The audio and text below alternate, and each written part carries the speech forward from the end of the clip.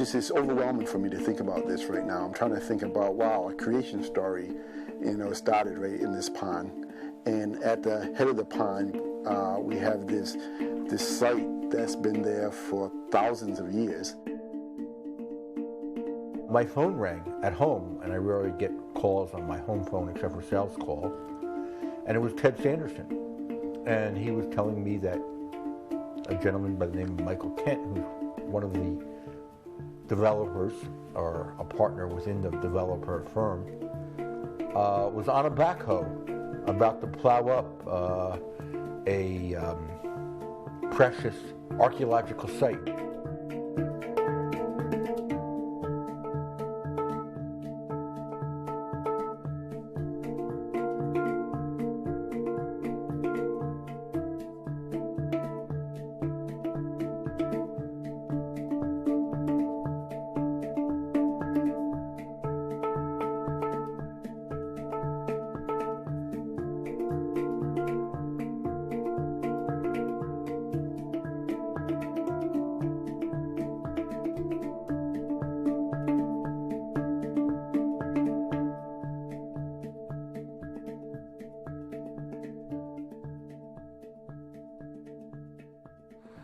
I came here first probably around 1992 when there was plans for the development of a housing subdivision, and the archaeological assessments had determined that this area might be sensitive. This area, I grew up, a friend lived down the way, the Kenyans, and we used to come here to drink and party and light fires and sit around the fires, not light fires. But now, when I was growing up here, all the sand, wherever you dug, it was red.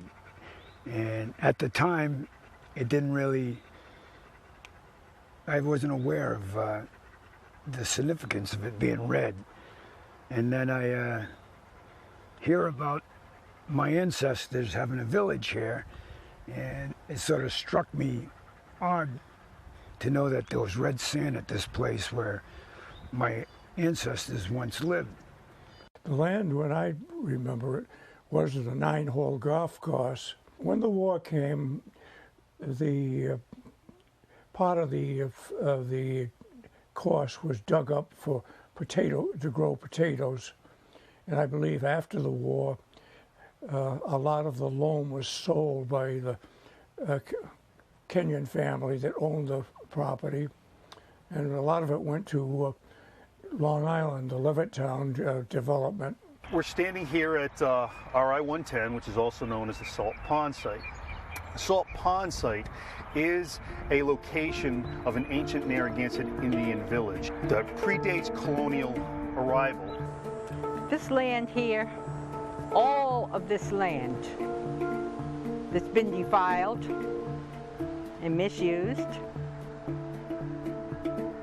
it's a site that in the good weather, my ancestors would come.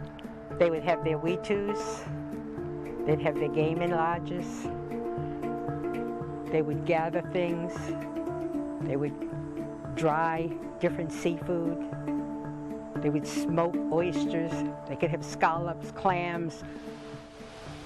When you hear the rustle, it's almost like music.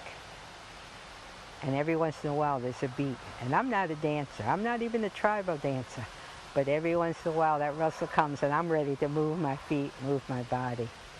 And I thank you, whoever you are, whatever spirits that are here, because I know you're here to give me blessings.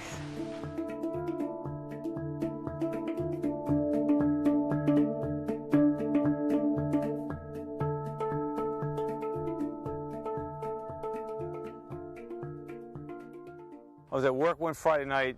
It was late in the day, probably 4:30, 5 o'clock, and my wife called me and said, I don't know what's going on, but there's all these big bulldozers and dump trucks and everything going down the street.